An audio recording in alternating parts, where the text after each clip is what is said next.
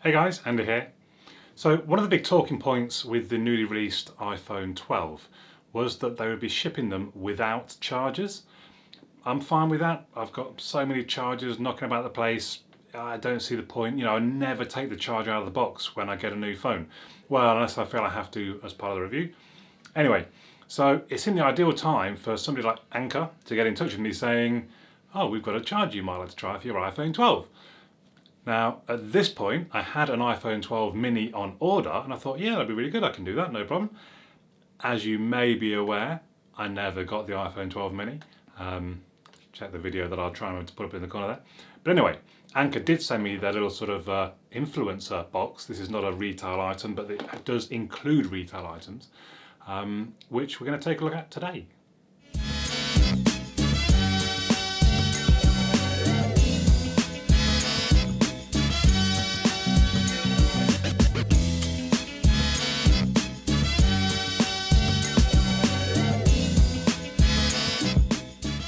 So Anker claim on their website to be America's #1 charging brand. I don't know how that's decided. Is that sales? Is that number of products? Is it ratings? Is it just Anker just going, yeah, we're #1? But at the same time, to be fair, I can't really argue. They do make very good products. I've had various different batteries in the past from them and always found them to be very good. And that's the case with the products that they've sent me. But the interesting sort of unique selling point in this case is its size. So this here is the Anker Nano. Now, to give you some point of reference, that is my previous sort of power delivery charging block. The one weighs up over 120, the Nano weighs I think 47 grams. That is really very small, really very small for something that will charge at 20 watts. Now, the iPhone 12 mini would have charged at 20 watts. I don't have the iPhone 12 mini, I have a block of cheese instead. So I do have my iPhone SE 2020, which charges at 18 watts. So I figured that was a reasonable compromise, and that's what I used to test. And in my test, I can tell you the iPhone SE 2020, in 20 minutes of charge went up 35%. That's pretty good. And then in an hour, it went up 70%. But it really did start to slow down as it went above the sort of 80% full charge, well, 80% of full charge. And actually it took over 2 hours to charge all the way to full from, I think, 17%. But that 35% in 20 minutes I thought was really very good, and 70% an hour, I mean, that's kind of as much as you're going to need for a day generally. So then I thought, well, let's give it a go with my Pixel 5 as well, because it does provide rapid charging, it does have power delivery, and again, it's so small for a charger that has power delivery.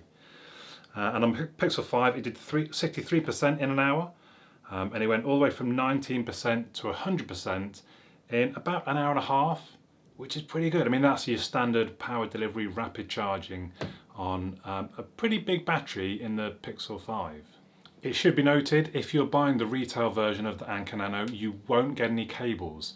So if you don't have a USB-C to either Lightning or to another Type-C, you will need to buy those yourself. Again, Anker sent me a couple. The C to C is a sort of a rubbery version, feels very good quality, and the C to Lightning is kind of a braided version, and again, feels very good quality. I can't stress too much almost that you do need good charging cables. Too many people scrimp on a cable, and that can actually really slow things down. There was a lot of sort of publicity, a lot of hoo-ha, a lot of things about this 2 or 3 years back when a chap on, it was Google Plus at the time, started testing all the different USB-C cables you could get, because some of them weren't compliant basically, and it would really affect the charging rate. And in fact, I have heard stories of some of them being dangerous. A cheap USB-C cable, it can catch things on fire and stuff, stories that I've heard. So just do make sure you don't scrimp on your cables. So also just to throw in there, Anker sent me a PowerPort PD2, Atom PD2 charger. So it's got 2 USB-C outputs. There's a 60 watt charging, sort of wall charging brick. Now they claim on the website to be 15% smaller than Apple's 60 watt charger, which I have here. This is Apple's official, it's actually 61 watts. I mean, they are basically the same size. I weighed them. The Atom is like, I don't know, about 15 grams lighter, so it is smaller, but it's maybe, I don't know, 6 or 7% rather than 15. But it does have the advantage of having 2 sockets. It should give you the same performance charging your phones as the Nano, but obviously also you can charge MacBooks and laptops. And I can tell you that in 10 minutes it went 12%, and in half an hour it went up 27%. This is the 2018 MacBook Pro. So again, Anker, they do make very good products. This one, you can change the plug to be US, UK, European, whatever you might need. So there we go. The Atom and the Nano. Thank you very much, Anker, for sending them. I will leave links if you want to buy them. There will be links in the video description down below. Please use those if you're going to. If you haven't subscribed already, please do. Let me know your thoughts in the comments down below. But for now, my name's Andy, and I'll catch you all again soon.